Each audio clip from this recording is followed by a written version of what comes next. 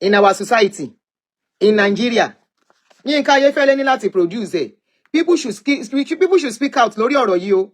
You heard when he said he has trained a lot of people, and we are complaining that they are buying people, they are carrying people to buy, and somebody come out to confess this, and they are saying it's not a case whether it's a sheshe or it's a kinikon. It's a case of what he has done. Such person is not supposed to live among the society. He now said he's born again. He has a church. Iṣẹ́ Olúwa. After how many people? Over 70 people. You now say you are born again. You have a church. You see how they hide under Christianity and religion. After they have confessed, I'm now born again. All things are passed away. Everything has become new. Anyway. Bẹ́ẹ̀ ṣe sọ yìí náà ló mọ tí òrìṣà yín ti ń gba èèyàn kọ̀ọ̀kan, ti ń gba obìnrin kọ̀ọ̀kan. Ìyẹn ẹlẹ́ ti gbé lẹ̀. Nígbà tó fẹ́ gbaṣẹ́ Olúwa. Níbo lẹ ti rí? Ṣákí ni mo ti rí. Láti bá yín ṣe. Àbáyọ. Ṣé kò lè gbé yín kúrò láti mọ́lé? Kì í ṣe ní tó jọmọ́ kó bóyá bí kíyàn rá. Tó ń bá pààyàn. Ìgbà tí wọ́n tẹ́ lọ sẹ́wọ̀n wọ̀nyẹn, ta ló ń bá yín fún lọ́mọ? Àwọn ọmọ ti wà ń bẹ̀. Àwọn ọmọ wo? Mo ti láwọn ọmọ tó máa bá mi lọ wá obìnrin tí wọ́n lè ṣe mo ti fi àwọn ọmọ sí díẹ̀ tí mo sanwó fún mi ṣoṣo. Ẹ kọ́ tó ilé mélòó? Ilé 3 ni mo kọ́. Ẹ sì níyàwó ẹ bímọ. Bẹ́ẹ̀. Àwọn èèyàn tẹ́ ẹ̀ ń jẹ níbo lẹ ti ń dáná ẹ̀? Tí n bá fẹ́ jẹ èèyàn báyẹn ó láwọn iṣẹ́ tó máa rí ní òlára mi. Irú àpáyọ yẹn tó bá ti fún òrìṣà yẹn ní ẹ̀jẹ̀ ní oṣù ó gbọ́dọ̀ jẹ́ pàtì yẹn láti lè jẹ́ kó rí nǹkan tó dìmú lára tèmi náà. Ibẹ̀ nìkan yín mi níbọn kí bá máa wọlé. Ibẹ̀ nìkan mú àdá wá kan ṣayín kádà kan ó máa ṣayín ládàá ó máa kán dànù rẹ̀. Ibẹ̀ ni kí n fẹ́ rìnrìn àjò kí n wo bí ìrìnàjò gan ṣe máa rí. Ibẹ̀ ni kí n pàdé tó lóun lágbára bíi tèmi náà kí n fi gbólóhùn rọ gbogbo tó bá ń bẹ láre. Ẹni kò sí bẹ́ẹ̀ yẹn ṣe lè jẹ́ assassin tó tẹ́ bá pàdé ẹ̀ kó lóun kò sí tó jẹ ẹlẹ́ máa mú wálẹ̀. Bóyá ẹni ẹ ṣe lágbára tó bàbà. Ẹ mú wálẹ̀. Kò sí agbára tó wù kó ní. Ó dà ẹ jẹ́ ká sọ̀rọ̀ fẹ́rẹ́fẹ́ nípa ti àwọn báńkì. Ẹlẹ́yìn ṣiṣẹ́ fún àwọn bank manager. Bẹ́ẹ̀ni. Ẹni iṣẹ́ tí wọ́n fẹ́ pọ̀ ju tàwọn olóṣèlú tẹ́ ṣiṣẹ́ fún. Bẹ́ẹ̀ni. Ẹ ṣiṣẹ́ fún olóṣèlú. Ẹni wọ́n mọ̀ yín dáadáa níbàdàn yìí. Bẹ́ẹ̀ni. Owó kọ̀ọ̀kan ṣe é dá ni. Bẹ́ẹ̀ni. Wọ́n mọ̀ yín dáadáa níbàdàn. Tí wọ́n ń gbéṣẹ́ fún yín. Dáadáa. Iṣẹ́ assassin. Bẹ́ẹ̀ni. Ẹni àwọn báńkì kan wà tẹ́ ti ṣiṣẹ́ fún. Tẹ́ ṣiṣẹ́ lọ Ghana. Tẹ́ ṣiṣẹ́ lọ Brazil. Bẹ́ẹ̀ni. Ṣé ẹ lè sáré ṣe àlàyé fẹ́rẹ́fẹ́ fún mi nípa iṣẹ́ ti ọ̀gá báńkì yẹn? Ní fẹ́rẹ́fẹ́ ó ní ẹnìkan tó lówó ní báńkì owó yẹn pọ̀. Wọ́n wá fẹ́ gbé owó yẹn sọdá sódì kejì. A máa kọ́kọ́ pa ẹni tó lówó. Ẹ máa kọ́kọ́ pè é àbí ẹ? A máa pa ẹni tó ní owó yẹn. Tí a bá pa owó yẹn ò ti lè jáde láṣẹ kó tó gba wájú àwọn bíi 2, 3, 4 tí wọ́n gbọdọ̀ sign. Ní èyí tí mo ṣe last. Ẹnìkan wá wà ń bẹ tó lóhùn ò lè sign. Ṣé ó ṣiṣẹ́ báńkì yẹn? Bẹ́ẹ̀ni, ara àwọn mánéjà. Ó ní òun ò lè sign. Lóhùn ò lè sign. Ó wá gba leave for travel. So lẹ́yìn bí ọ̀sẹ̀ mélòó kan tó lọ àwọn náà lè gbé owó yẹn jáde láti pé signature wà ń bẹ. Náà padà fún wa bá ìlà àtàwọn bọ́ìsì mi lẹ́kọ̀ọ́. Wípé díù kan wà ń lẹ̀ a dẹ̀ máa ṣe ní 60-40. Owó tí wọ́n fẹ́ gbé jáde yẹn? Bẹ́ẹ̀ni. Ẹni tẹ́ bá fẹ́ ṣe assassin yẹn máa ń gbà tó èlò? Mo gba 50 million, 80 million. Àwa lè jẹ́ bí 4, a lè jẹ́ 5. Ẹ máa pín. Tá máa pín. Kò sí ìlú tí ẹ tí ì lọ. Kò sí ibi tí mi ti lè ṣiṣẹ́. Kò sí ìlú tí mi lè ti lọ. Iṣẹ́ tí mo sọ. Àwọn ìbọn yín ń kọ́? Nígbà tí mo lu kéèsì kan ní Òṣogbo. Mi ní dárúkọ ọ̀gá SARS. Má dárúkọ ẹni kankan rárá. Ó gba 4 lọ́wọ́ mi báyìí. Ó gba ìbọn 4 lọ́wọ́ mi báyìí. Àwọn ọmọ tẹ́mi náà kọ́ iṣẹ́. Iṣẹ́ kí ni? Mo kọ́ àwọn kan ní highway robber. Ó tún yàtọ̀ sí arm robber. Ẹ̀yin lẹ̀ ń dànù Òṣogbo ọ̀nà Èkó làmú. Káàkiri bàbá. Mo pín ìbọn yẹn sí ọwọ́ kálukú. Wọ́n á dẹ̀ máa fún yín ní return. Fún mi return. Ọtí iṣẹ́ tó bá ti jẹ́ pé iṣẹ́ tó le ẹ̀mí màá lọ dá fèsì. Náà ẹni tó wá kúrò báǹkì yẹn tí tọ́ ní kó sáyìn tó lóun sáyìn yẹn ṣe é pa ni? Apára lọ pa ni. Mo lẹ pa sí. Inú ilé. Àwọn ìwé yẹn àwọn ti bá wọn gbé dání sáìn. Kò ní sáìn kẹ̀. Bó ni o ṣe ní sáìn? Ṣé sáìn? O ṣe ní sáìn àdìgbọ́mọ. Àdìgbọ́mọ tá a ti gbé lága sọmọ lọ́rùn. Ìgbà tó sáyìn tán lẹ tún pa. Ó ti mọ bí tíṣẹ́ ti wá. Naija. Ó ti rí wa. Ó tún fáwọn kọ̀lẹ́dẹ̀ òun lọ́rùn wa níṣẹ́. Tá a bá ti wá pa tó dẹ̀ sáìn. Gbogbo nǹkan yára blow síta. Àwọn gan òwúrọ̀ wá ń ṣe ọ̀rọ̀ yẹn ò padà blow náà dì sí mi. Kò lè blow láyé. Ìyẹn ti lọ nìyẹn. Bẹ́ẹ̀ ṣe sọ yìí náà ló mọ. Victor, you are right. Ní tó kàn lè ṣẹlẹ̀ ni pé irú ìyàwó àtọmọ tá a fi lẹ̀ gbà yẹn tá bá ń gbọ́ òun mẹ́. Mú ẹkún ni wọ́n á rántí tó ṣẹlẹ̀. Ẹni ikú tí ìbá pa ṣúgà ó pọ̀ gan. Ẹ̀yin lẹ̀ máa ń fàyà rọ̀. Bẹ́ẹ̀ni bàbá. Ẹni máfíà ní. Bẹ́ẹ̀ni. tí ẹ bá ṣe pé ẹ lọ Ghana ní táìmù. Wọ́n lè ṣúgà pa torí kú bọ́ náà ní wọ́n lọ kálá yín mọ́lẹ̀. Okay, bọ̀bọ̀ kan tó wà ní Ìbàdàn tó kú sometimes ago. So irú àwọn òbí tá jáde lọ́gbà yẹn distance job mo máa ń bá wọn ṣe ẹni tí mo tẹ̀lé ó lè wà wájú kí n wà lẹ́yìn ìgbìmọ̀ náà àyẹ̀wò máa communicate mi fún àti jọlọ sínú hall kan tí mo yà assassin tó fẹ́ bá pa wọ́n lẹ̀ aláyẹ mọ́sùn ni o ẹ bá ti dé ta ẹ máa rí báyìí báyìí ẹni gbèsè báyìí kì í bá ti lọ ní kí n máa tẹ̀lé àti fíìmù ìgbà tó lẹ́ẹ̀tù tóbi ọ̀sẹ̀ mélòó kan lè tó kàrà sínú ilé wọn. Àwọn tẹ́ ẹjọ́ wá ń wà lọ́dọ̀ ṣúgà ń gbà yẹn wọ́n mọ̀ yín. Wẹ́ ẹnì kan tó mo sọ pé bóyá àjọ fi tún rí ju dáadáa mẹ́ Adékọ́lá because iṣẹ́ tá à ń ṣe iṣẹ́ tó lè dín kàwé ẹni tó bọ́ọ̀dì tó máa ń pè ní assassin secret job ni tán bá ti mẹ́ ìyẹn náà ti easy láti pa. Adékọ́lá ń kọ́ báyìí. Onílẹ̀ ti fáyín wé ẹ ẹni tó ń ṣiṣẹ́ fún ti lọ. Ẹni èèyàn bíi 20 ni ẹjọ́ wà tí ẹjọ́ máa ń ṣe iṣẹ́ tẹ̀yìn gbàngbà yìí. Bẹ́ẹ̀ inú èèyàn bíi 20 yẹn ó fẹ́ jọ pé ẹ̀yin nìkan ló fẹ́ kú. Èmi nìkan ló fẹ́ kú àná ẹni tí ò tí ì kú gan ó wà ní Agodi báyìí ní prison yard. Nínú àwọn tẹ́ ẹjọ́ ń ṣiṣẹ́. Nípa àjọ máa ń ṣiṣẹ́ wọ́n wà ní Agodi báyìí mo fi bí àwọn mẹ́ta lẹ̀ gan sínú Agodi níbi ọdún mélòó kan sẹ́yìn. Kí làwọn nǹkan tó gbẹ̀yìn dágòdì? Mo dúrà wà mẹ́. Ó leak ìgbà tí ẹ pààyàn tán ó leak. Nǹkan mẹ́tẹ̀ẹ̀ta tẹ́ lódòjù lára èèyàn tẹ́ jẹ́ ńkọ́? Iṣẹ́ agbára náà ni àwọn nǹkan tó wà lára mi mò ń lò fún. Èwo lẹ lódòjù? Ahọ́n àkọ́kọ́ ni ahọ́n ẹlẹ́ẹ̀kejì wọn ni àtẹ́lẹwọ́ ẹlẹ́ẹ̀kẹta ni àtẹ́lẹsẹ̀. Olórí burúkú. Àbí bí ara èèyàn ṣe le kókókó tó yìí tí eegun èèyàn le tó jẹ́ pé eegun èèyàn tó dá ẹ wọ́n sọ nǹkan kan ní ìsìn ó fẹ́ jájèjì sí mi ẹni bí ẹran èèyàn bá wọ ata ló máa ń rọ. Bí egungun èèyàn bá bó ṣe le kókó yìí tó bá wọ ata sí jẹ atu ni atura ká afọkùnkùn. This is Lling. Thank you for watching. Ǹjẹ́ ìbọn ní ọwọ́ yìí máa le pé kò ní ṣe é sí. Ó máa rọ bàbá. A máa bọ̀ dáa. Nǹkan tó fi sọ kó dùn náà nìyẹn. Ta ló sọ pé dùn? Tẹ́mi gan fún tí. And Yinka is laughing. Yinka is laughing.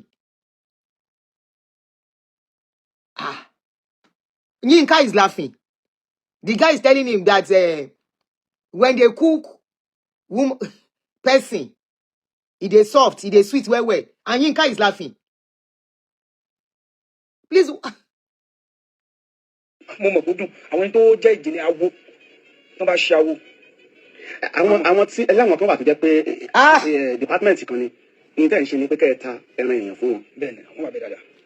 Níbàdàn yìí. Bẹ́ẹ̀ni sókà òdèdè wà bàbá. Sókà òdèdè wà àwọn gọ́ọ̀mẹ̀ntì ń jẹran. Kílẹ̀ wíṣà. Sókà òdèdè wà àwọn gọ́ọ̀mẹ̀ntì ń jẹran. Sókà òdèdè wà. Bẹ́ẹ̀ni àwọn gọ́ọ̀mẹ̀ntì ń jẹran. wọ́n jẹran. Government officials. Ẹ má jẹ́ kí mi lọ bẹ̀ ọ̀pọ̀ kan ní o ẹ̀yin lẹ sọ bẹ́ẹ̀ o. Nǹkan àṣírí ni bàbá. Wọ́n ń pààyàn wọ́n ń tààyàn àwọn kan náà ń jẹ. Yinka ní láti gbé jáde. Mo fẹ́ lè máa mọ tí màá béèrè mọ́ ẹ máa. Yinka gbọ́dọ̀ gbé jáde.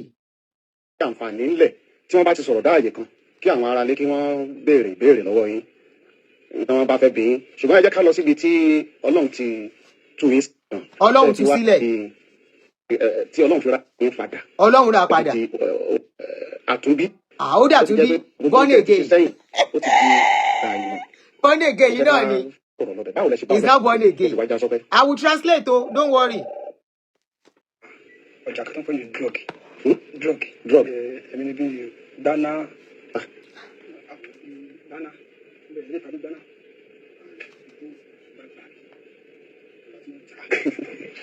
Arábàdàn. Nǹkan tó ń fẹ́ máa dárúkọ yẹn mo mọ̀ máa pa máìkì ní ìbáyìí ẹ máa sọ̀rọ̀ yín lọ. Mo padà ń tà.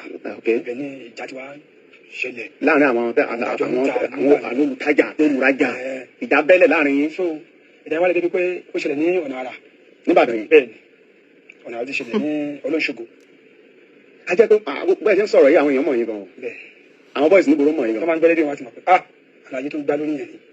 Àlàyé tó ń gbá lórí ẹ̀. Ẹ bá ọmọdún 9 lẹ́wà kẹ́ ti ń jẹgbó. Bẹ́ẹ̀ni. Ọ̀tọ̀mọ̀tọ̀ máa bí sí fọ́kọ̀. Kì í ṣe gbogbo ọmọ fọ́kọ̀. Ok bàbá 80%. Nìkíni àwọn fọ́kọ̀ ti jọmọ lóàbí ní ìsìn kì í ṣe gbà yẹn ayé gbà yẹn lẹ́ ń sọ yẹn. So ọjà tẹ́ ń tà tẹ́ ń rà ìlú dá wàhálà lẹ̀. Bẹ́ẹ̀ni. Lọ́nà àrà. Lọ́nà àrà wàhálà yẹn pọ̀ débi pé mo gbé wọn jáde. Wàhálà yẹn pọ̀ débi pé àwọn èèyàn tán lọ pè tí ìjà tí ó pọ̀ náà. Wọ́n ti yìnbọn sí rí dáadáa. Dáadáa láì mú ọ̀tá máa dà sílẹ̀. Gbogbo láti tó ń ṣẹlẹ̀ lọ́nà àrà. Okay. Òun náà ló máa mú jáde. Mi ò drag Yinka, òun náà ló máa mú jáde. He has to present the guy. This kind of guy should not exist. Ó yẹ kán dáná kán ti fi nǹkan kan fi gun kó kán pàdánù. It's not supposed to be existing among human beings. Kò yẹ kó gbàrin èèyàn. èèyàn kan sọ pé òun born again. Born again, none of him boju. This one wants to have a church. Somebody that is saying all this wants to have a church in our society, and they will approve. Adasile. Mo bla ti ko se lọ́nà ara. Mo lè sọ pé mi ni mo máa ń sábà cost ọ̀pọ̀lọpọ̀. But tí mi kì í gbé ka orí. He's a young guy. Ọmọ mi lọ́nà ara. Kò pé méjì Mistina Robo. Mistina Robo original. Kò pé méjì. Ẹlòmíì tá bá yín station mo wò ní pé bẹ́ẹ̀ nǹkan tó bí gangan. Tó bí wọ́n ti máa wọ station máa wò pé wo iná. Àwọn ní kékeré tí wọ́n dáná láàmú. Inú ìjà yẹn ó pọ̀ bẹ́ẹ̀ ni mo ti kán ní ọwọ́ nígbà yẹn. Torí kò sẹ́ni tí máa kí n dá yẹn létí. Awalẹ̀. Just be patient, please.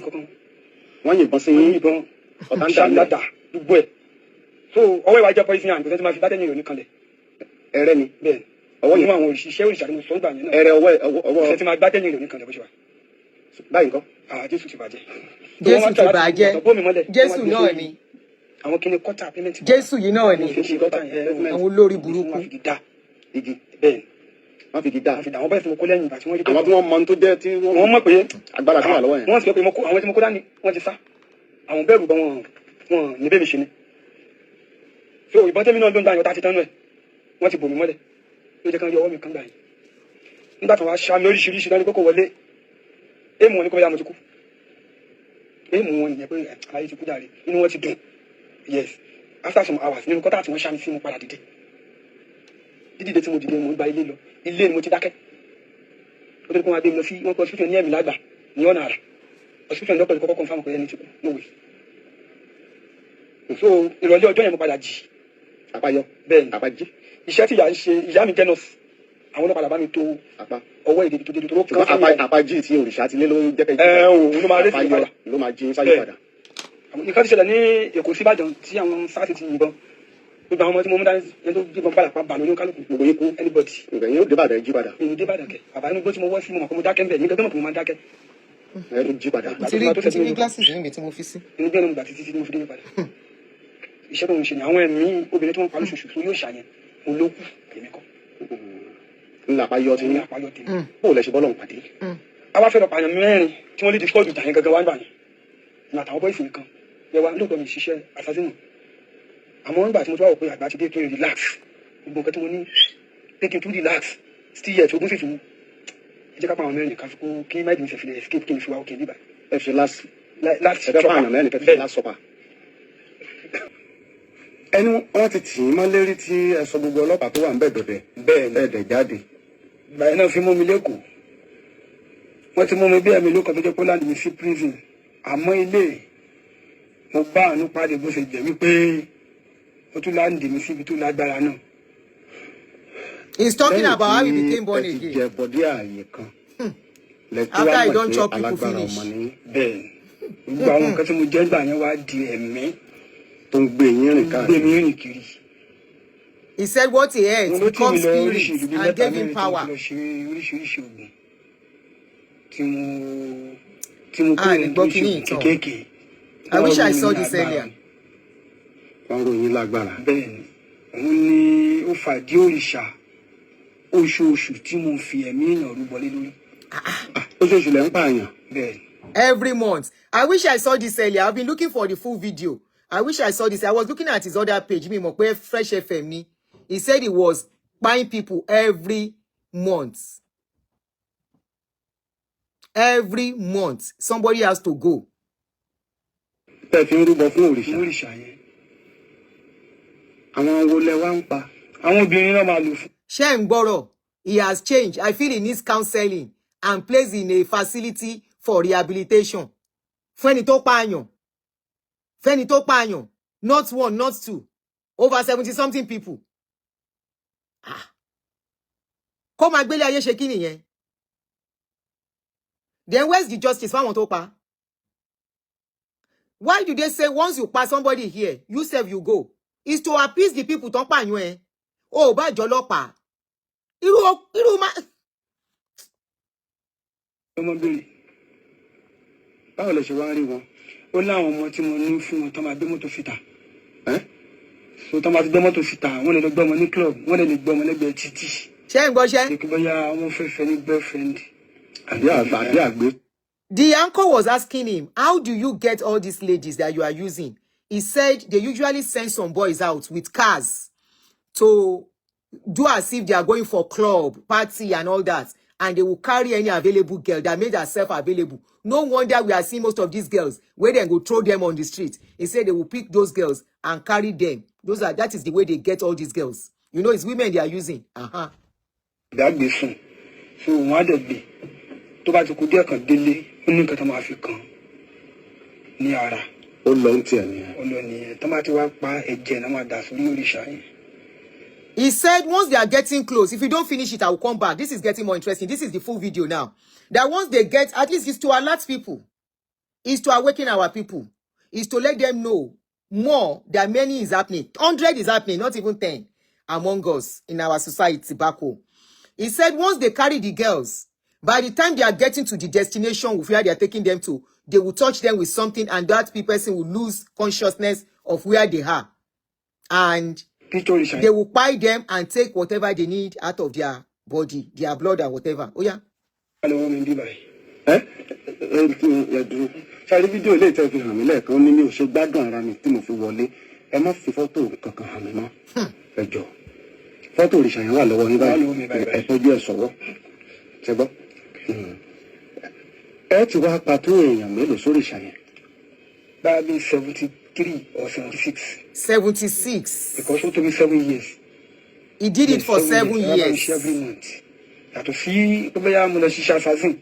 Yàtọ̀ sí pé bóyá mo lọ rọ́ọ̀bù. Iṣẹ́ assassin yìí mà dá yín lójú gan-an. Bẹ́ẹ̀ ni bàbá. Iṣẹ́ tẹ́ gbà ti máa tó mélòó? Tí mi bá ṣí kéré màmá gba bóyá bí 60, 70 pieces. 60 iṣẹ́. So that means there are more than 70 that is talking. He said, apart from the people the host boys will bring, he don't collect, go help somebody, buy somebody. I don't want to use the word. He has collected 50 to 60 of that one too. So if you are calculating, maybe 100 and something. Ẹni méjì níṣẹ́, èmi wà tó jẹ́ pé ẹgbẹ̀mí là. Èmi wà tó jẹ́ pé ẹ jẹ́ ẹ mú balẹ̀. Ẹ tún lè trace èèyàn gan kẹ́ ló bí ọdún kan. Ẹni bá lówó tí ó jẹ́ ẹni tó jẹ́ gbajúmọ̀ láwùjọ. Tó máa gbéṣẹ́ wà. God bless you. Syria kìíní nìyà. Ó lè gbà wá fún ọdún méjì, ọdún mẹ́ta. Irú wọn gan máa ń ṣe gé tó má. Abájọ. Irú wọn a lè trace mọ́tò ẹ̀ for years. Let us just assume this is for educative purpose, enlightenment purpose. He said when they want to do some job, to acquire some people, the other rich person or so, no wonder some people will employ people and they will buy their employer. He said they can work as a gatesman for somebody. That means they can even be your house girl without you knowing. And their job is to come and monitor you so that they can get you down. He's the one saying it. Mistake when we fail tolasan, no machine to ba ma boss wa lọ́wọ́. Tó bá jẹ́ pé tó máa ń lọ bí báàlì yóò ní ọjọ́ tí ó sì ṣe nínú báyìí tí ò ní dẹni lé mọ́. Ó lè ṣe mistake a ní pef. Tó bá ṣe mistake wá ní mọ́tò ẹ̀ ó yóò lọ bì kan. Tá bá ti fleet ẹ̀ sínú mọ́tò ẹ̀ tó bá padà wá náà. Tó dé drive ó máa kú ni. Torí chemical ta fi sínú ẹ̀ máa block lungs ẹ̀. Good morning, son. How are you? Àwọn tẹ́ wá ń pa tẹ́ ń jẹ. Bó nìyẹn ṣe jẹ́? Agbára tẹ́mi ṣe ni mo fún bọ̀.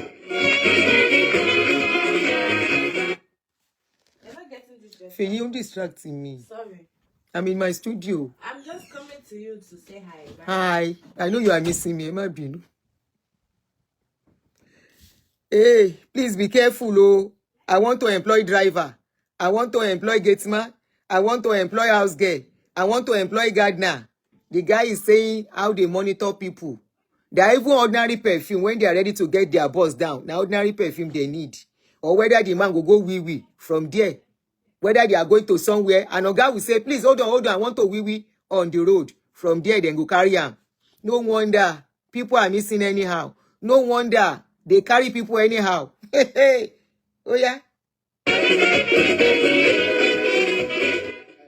Àbọ̀rọ̀ di a máa mú ní kọ̀ọ̀kan ní ìsìn ó ti ń lójú túbọ̀ sáà pé ọ̀rọ̀ tí òrìṣà yín ti ń gba èèyàn kọ̀ọ̀kan òrìṣà ti ń gba obìnrin kọ̀ọ̀kan So ibi táwọn oníṣẹ̀ṣe àti ẹ̀ ti ní problem rẹ̀. This is where they get problem from. He said he has a deity that has to collect one woman being every month. He needs one woman being red to survive. That is in Orisha. He needs one woman being red. You know what I mean by red? To survive every month. Ẹlẹ́ti gbélẹ̀. Bẹ́ẹ̀. Nígbà tẹ́ fẹ́ gbàṣẹ́ Olúwa. Bẹ́ẹ̀. Níbo lẹ ti rí? Ṣákí ni mo ti rí. Láti bá yín ṣe. Bẹ́ẹ̀. Àpáyọ. Bẹ́ẹ̀. Ṣé kò lè gbé yín kúrò láti mọ́lé? Kì í ṣe. A ti gbọ́ gbogbo bí ẹjẹ́ ń fọwọ́ díẹ̀. Kíyàn rá. Okay. Tán bá pààyàn ìjà tí ó pọ̀ náà. Wọ́n ti yìnbọn sí yín rí dáadáa báyìí. Ọ̀tá máa dà sílẹ̀. Gbogbo láyọ̀ tí tó ń ṣẹlẹ̀ lọ́nà àrà. Mo lè sọ pé mi ni mo máa ń sábà kọ́ sí ọ̀pọ̀lọpọ̀. But tí mi kì í gbé ka orí. Wọ́n mọ̀ yín lọ́nà àrà. Wọ́n mọ̀ mi lọ́nà àrà. Kò méjì Mistina Ọ̀rọ̀bọ̀. Mistina Ọ̀rọ̀bọ̀. Is it that same person that is still commenting? Ó dà kó fẹ́ kí n block ẹ. May God show him mercy. What mercy? What mercy? You want me to block you with your senseless comments? What mercy is God showing him? Will the mercy bring down the people that are your spy? Your comments are irritating. Original. If they empire your own picking, say may God show the person mercy. What mercy? You see the mentality of you people, these religious people, your mentality is somehow. Show him mercy after you don't buy people.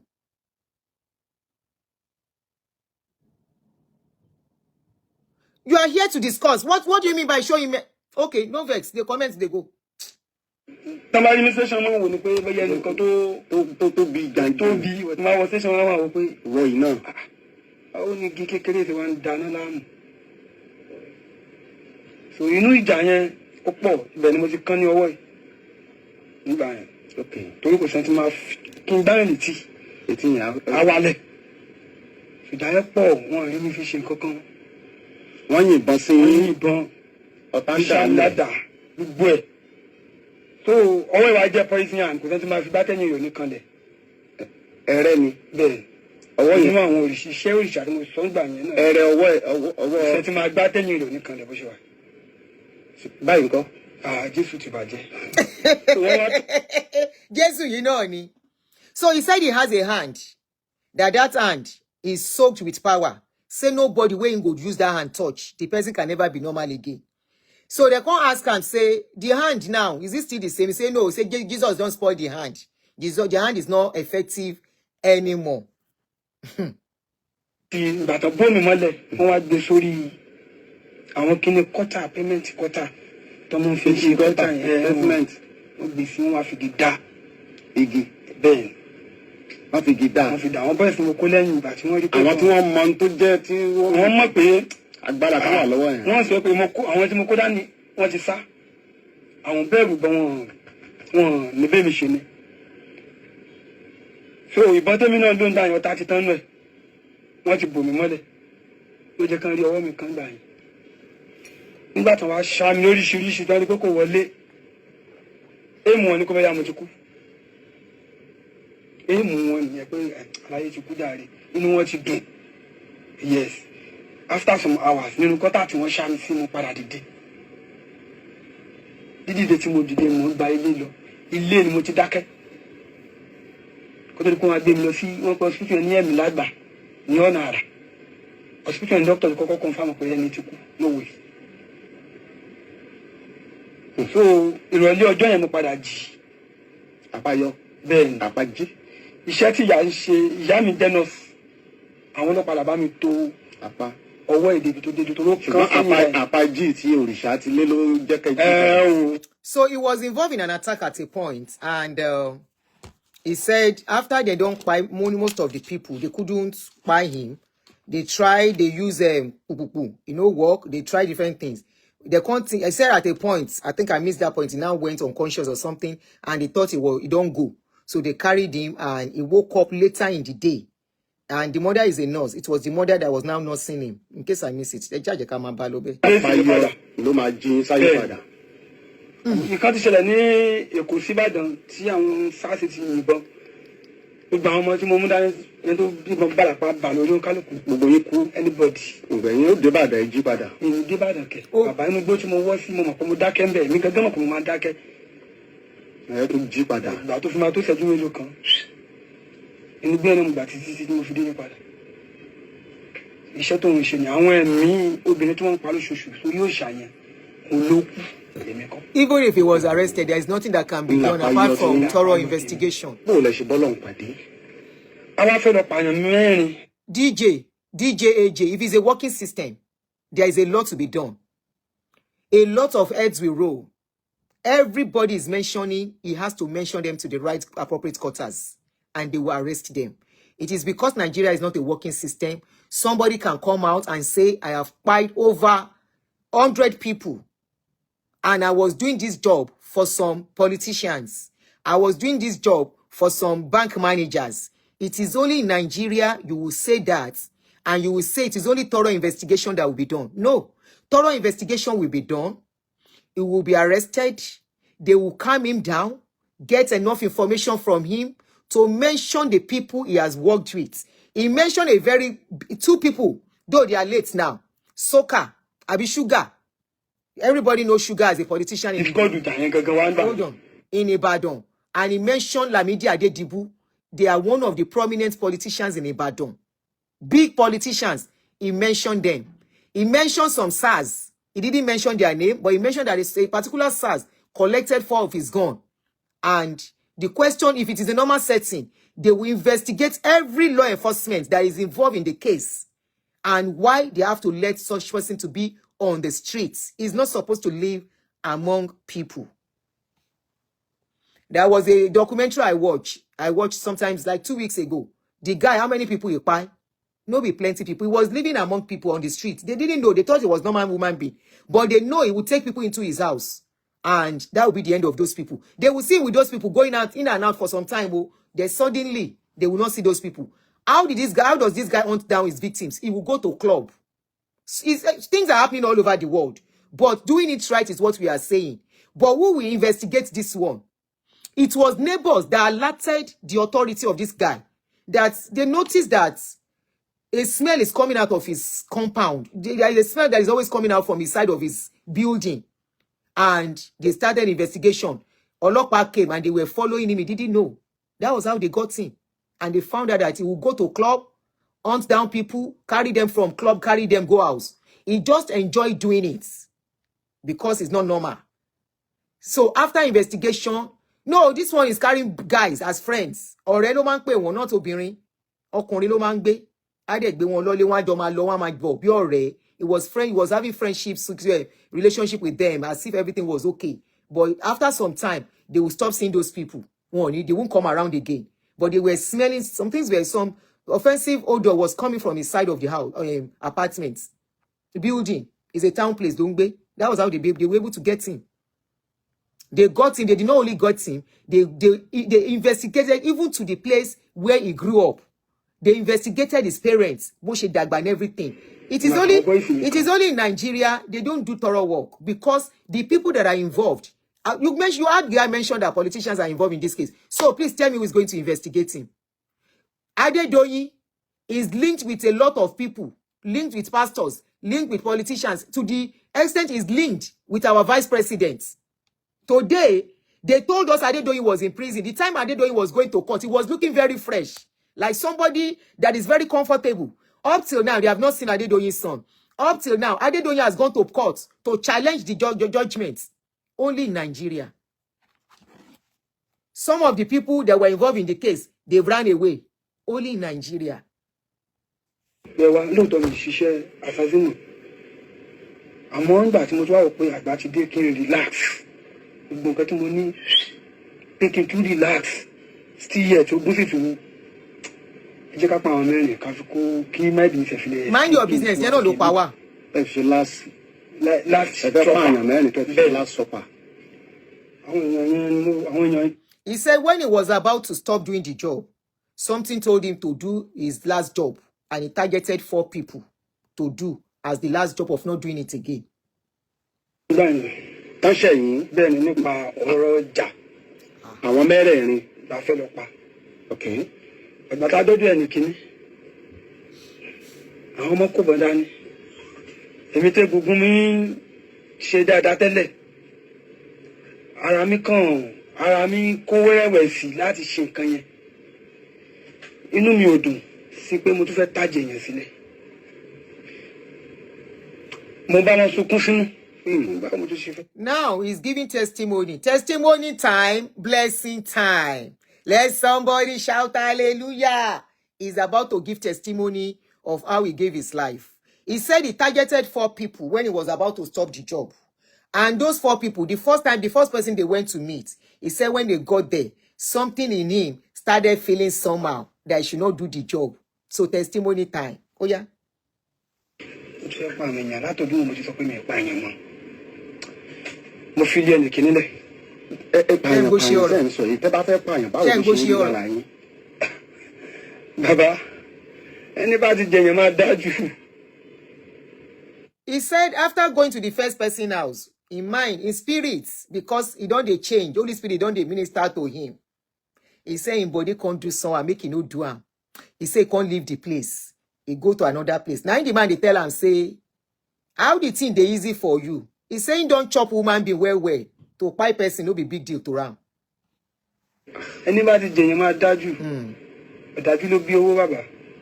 Mo wo time. Ẹni bá ti jẹyàn máa dájú. Ṣé ẹran èèyàn tẹ́ ń jẹ ló jẹ́ kẹ́ ẹ dájú? Ayi lè parí, tá bá parí. Mo yìí wà on time. Àti wípé àwọn ẹ̀kọ́ tèmi náà ti kọ́. Mo yìí wà on time. Nínú ẹgbẹ́ apani. Fẹ́lá association. Àwọn ẹni tó train wọ́n gbà yẹn they are 21 or 22 in number. Wọ́n wá fa ẹnì kọ̀ọ̀kan sílẹ̀, wọ́n fi training wá fún assassin. Nígbà tó di last day náà ní kẹ́nìkan pa ẹnìkan jáde láti máa ní rank. Ṣé lára yín? Bẹ́ẹ̀ ni. A ti gbọ́ bí. So wọ́n dá wa sínú igbó kan. Wọ́n kó ọ̀bẹ, wọ́n kó ìgò sí wa lọ́wọ́, ìbọn nìkan ni wọ́n fún wa. Pé ẹnìkan gbọ́dọ̀ pa ẹnìkan síta. Nínú gbogbo yín.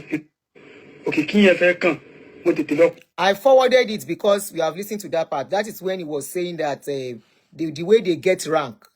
Okay, so I've told you that aspect. So that was why I forwarded it. Mo fẹ́ kẹ́ sáré ṣàlàyé láàrin yẹn. Wọ́n tì í mọ́ cell. Báwo lẹ ṣe escape? Èkó ló ti ṣẹlẹ̀ nígbà tán lọ rọ́ọ̀bù. Ẹ lọ rọ́ọ̀bù? Bẹ́ẹ̀ ni, tí wọ́n mú mi gbà rẹ̀. Okay. So ní station kan wà ká tó dé Ìjẹ̀bú lọ́nà Èkó. Okay. Ibẹ̀ ni wọ́n ti mú mi. So mo. Kí ló ṣẹlẹ̀? Ṣé tó stop? Ó dẹ̀ yín sọ̀rọ̀ lókè. Why did he stop?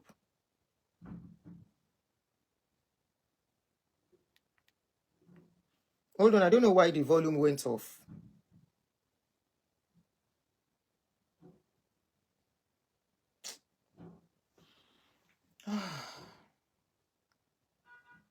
The audio, sorry. I don't know why the audio went off.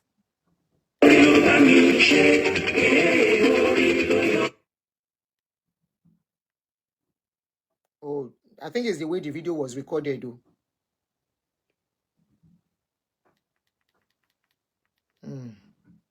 I think it's the way the video was recorded. Kò sọ̀rọ̀ mọ́. Anyway, kò sí nǹkan tá à ń gbọ́ lọ́rọ̀ tó wà interesting.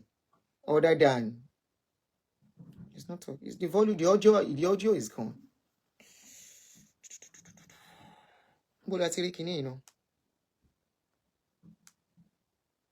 Ìbà Ifá, kíní yẹn ò sọ̀rọ̀ mọ́ o, ṣé yìí wà pẹ̀lú wa?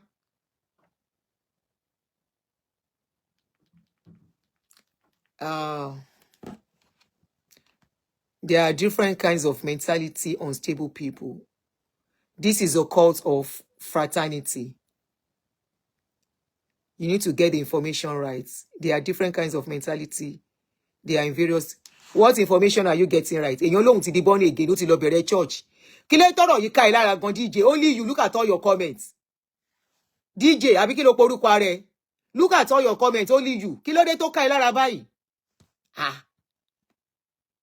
Kí ló tọrọ yìí ká ẹ lára? Wọ́n láwọn léyàn, somebody they kpai people, they chop them. They do help people, they kpai people.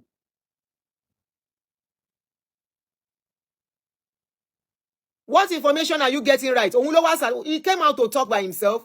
We can only rely on what he said. And government can do their job if they want to do it.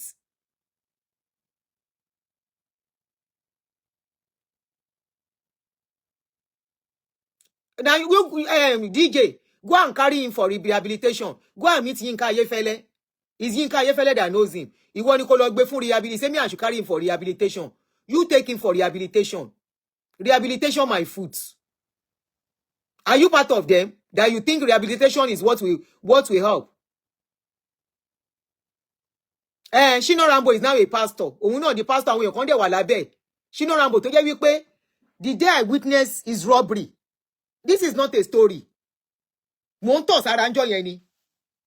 Èmi àtọkọ mi nínú mọ́tò. Ó gbé ìbọn báyìí. Òun àtàwọn boys ẹ̀. Tí wọ́n bẹ̀ ládé nínú Ògúnsànyà. They were operating on Adé nínú Ògúnsànyà that day. Shooting anyhow. Collecting people's car. They were collecting car and lining it down. Collecting it and putting it by the side. At the end of the day, after operation, they enter each car one by one and they zoom off. I don't know. But on that day, Talo le duro wo. Talo who born monkey banana. Immediately they left. Everybody. Ife. Abi kini won mo kini kono ba no se man so kini yen. Everybody everywhere scattered. While he was operating, they stopped traffic. No, but what's in line of motor don't fẹ́ gbà. And the same person today is calling himself pastor. And some people are sitting under him. Once somebody said, I'm a born again. Oton, you embrace them. Igbe and Fewe, thank you, Jere. He said they should. DJ, carry him to rehabilitation. He want to go for rehabilitation for re. And that is why Nigeria can never be good. Rehabilitation, my foot. One way and to back pine. Person will buy person for here. They carry them go rehabilitation. No, you pay the ultimate price. Life imprisonment or they pay you. Now one state that approve it. You want one ma fún ẹni letter wo ma kú dànù ni. Àwọn kan wọ́n ma gbé iná no ma fi electrocute ẹ wo ma gbé kó ma gan dànù ni. Ó pààyàn ní pé kẹ́niyẹn náà wà láyé àwọn tó pa ńkọ́. The person wey dem pa ńkọ́. Maybe you yourself you need the rehabilitation by yourself with the way you are talking. I think something is not okay with you. Maybe you have done it in the past and you think you have now born again. All things have passed away. Everything has become new. Let's praise the Lord. Hallelujah. Minister has come. Pastor have started. I'm sure you have done it before. If not, you will not be said that should be the case.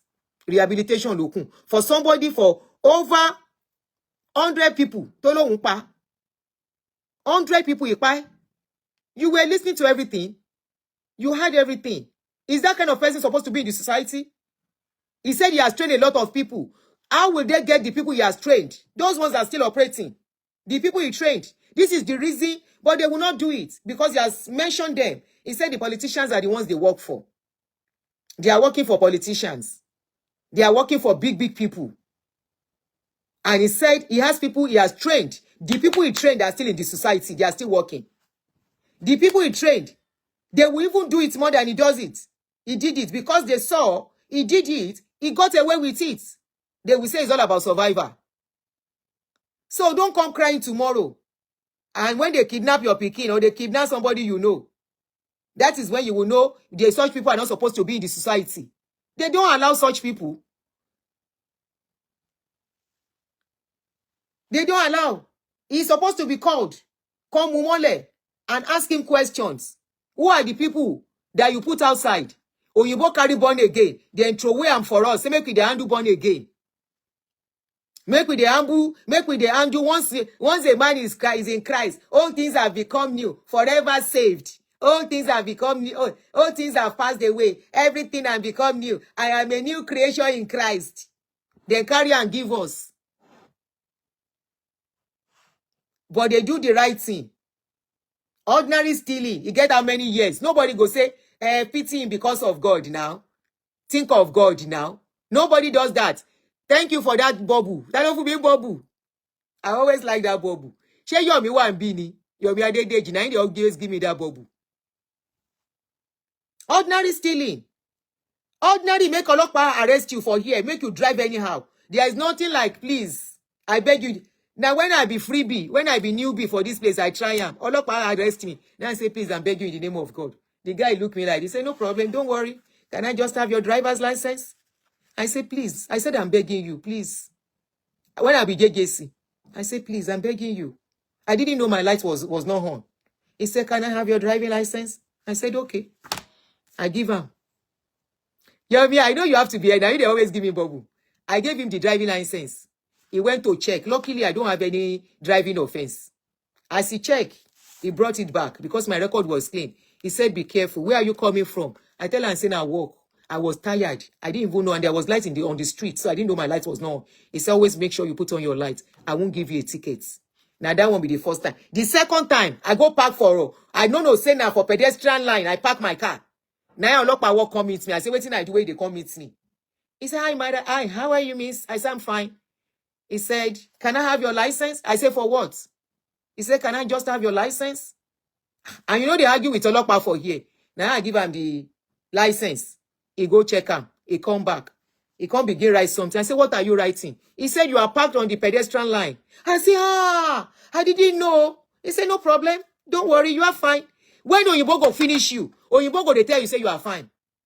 Then go they tell you, say, don't worry. You are good, you're good, you're good. I said, let me move. He said, no, don't move. I said, why? Since I know I'm not supposed to. He said, don't move. I said, you are writing something. He said, yes. I said, don't give me tickets. He said, why? I said, please, I'm begging you. Please, please, I'm begging you. I'm very broke now. The guy did not know when he started laughing. He said, don't worry, miss. And he goes, still they tell me, don't worry, miss. I understand, miss. I understand. You're fine. The next thing, he handed me my driver license. I think it's everything. Okay. I said, can I go? Say, don't go. The next thing, he handed the ticket. $100. They no bond me. If I no pay that $100, the next month it go be $200. Now for our place, you see as they take religion finish us. You see as they take the religion finish us. My third experience, I go past one way. I don't know, say that one way. For where government seats. Now I pay two olopaka. I say, waiting they happen. Waiting they happen, they look like this. Kilo shele. The next thing, they don't surround me. The next thing, they say, turn off your car. Two of them, they don't park. One here. Another one in my front. Another one at the back, making four. Kile Shemi, I didn't know it was one way. They came down. And they said, your license. Morogo license here again, basic. And you can't argue. I gave them the license. Your hand on the steering, because they don't know whether I be terror, because the place where I go past, I'm not supposed to. Now where government day. I mean, I don't know, I go past the one way. As they surround me, they collected my driving license. Now that one, they go first collect. There's nothing like, please, I beg you in the name of God, have mercy. Show me your mercy. I am a born again Christian. I go to so church. I am. They collected my license. Now they say, make sure your hand is on your steering. Now so I do like this. I begin look. Then go check my license. Then see say I be Omonilu. As then check say I be Omonilu. Then see say I don't get any bad record. Now they bring the card back. They don't even tell me anything where I do before. Now when they bring card, they tell me say, do you know this is one way? I said I don't know. I lost my way. They say, miss, next time, be very careful and watch very well. We will let you go. Now then still guide me. I didn't collect ticket on that day. What they were, if to say I get bad record, now instantly, then go carry chain, put for my hand. Then go carry me reach their place before they know whether I be better person, I no be better person. There is nothing like I beg you in the name of God. There is nothing like have mercy. There is nothing like show me mercy. There is nothing like is my tribe. There is nothing like Omowani. There is nothing like you know, I feel like now, especially Yoruba. Now Yoruba they do this thing pass. You go yearly, I feel like now, if the corner lasha don't saw after all, now the same language we they talk. Now Yoruba, now they worse for this thing pass. Now Yoruba worse pass. Esha gbede se bi Larubawa kan na lasha don so de ti ero pe de kan na mo lu kan na mi kan na le mu. That is what they will tell you. Esha re pe Yorubawa ni yin. This one is say let them take him to rehabilitation. Rehabilitation come. Rehabilitation my foot. Rehabilitation my foot. That is why Nigeria, of course, the politicians are playing a big role. They are playing a big role in what is going on. And I'm very sure if this guy is well investigated, heads will roll. So they will not do it. Kolori shori eni. Kolomo shomo. Ọmọ ton bá jí gbé, wọ́n jí gbé pé. Wọ́n bá ti pa iton yo nǹkan ton máa yọ. We still they handle one case. Person accommodate person. Then carry her pikin. A widow carry her pikin, pie the pikin, remove vital organ. The woman was telling me yesterday, pé wọ́n rán man yẹn ṣẹ́ ni, pé man yẹn kọ́kọ́ ló ṣiṣẹ́ yẹn. Wọ́n no rán ṣẹ́ ni. That is not the one. Somebody must have sent him. Ó mú ọmọ yẹn, ó yọ gbogbo nǹkan ara ọmọ lọ́mọ, bury the pikin inside the compound, run away before they catch am. Na church people too. It dey happen for Muslim too. I know say no happen. And all this isheshe or whatever they call, no, only isheshe, all these ritualists, they are the ones that are making all these young ones to say they want to have money. Once they can buy somebody, they will have money. We have been seeing self-different. Oh, it's very rampant in Ibadan and Abeokuta now. Very rampant. Oto ni kama so. I don't care. Some people will say, Yoruba, it's the truth. Oh, come on. L'Abeokuta. New Ogun State. And that is a state that has a government. That has a government. Somebody said Otobola knows what she was saying then. Oh, possible. We have a government, we have top politicians and all these people, you people are worshipping because they have money. Because they are carrying big cars. You start worshipping them. Some of them, if they are nyash open, you go shake. The guy said they work for big people, not ordinary people. Not ordinary you and I that are managing our lives. You see somebody suddenly become rich. You see somebody suddenly having a post. And they will just put them, they will win election and all that. You don't know that somebody's red is being sacrificed for that. If you look at the rate, some of you will say, maybe they are buying people here. Is it the same way they are buying people in Nigeria? Is it the same way we hear? Okay, maybe eat and run, and maybe once in a while, gone something. Is it as rampant as the way they even do it in that place? You carry human being, as if they slaughter chicken, chop them. And those are the people we are sleeping and waking up with. There was one guy they arrested. The wife didn't know that was the job the husband was doing. She would just know the husband went out and come back later in the evening. Not knowing. Some of you are married to such men without you knowing. You better be careful. You better investigate him. Because when it will happen, it will affect you for life. Affect your children. Some of you are married to this kind of men. The mother might even know. That is how some people, all because of money. The little me I saw with my neighbor, I can never trust any politician, and I can never eat their food. The little I saw with politician, the guy was not celebrating anything, no. We just saw him. Something. He was a representative. Monso. Oh, mommy, I confronted him. Me like wala, but over dojo must stand. I confronted him and I went to the chairman of the estate.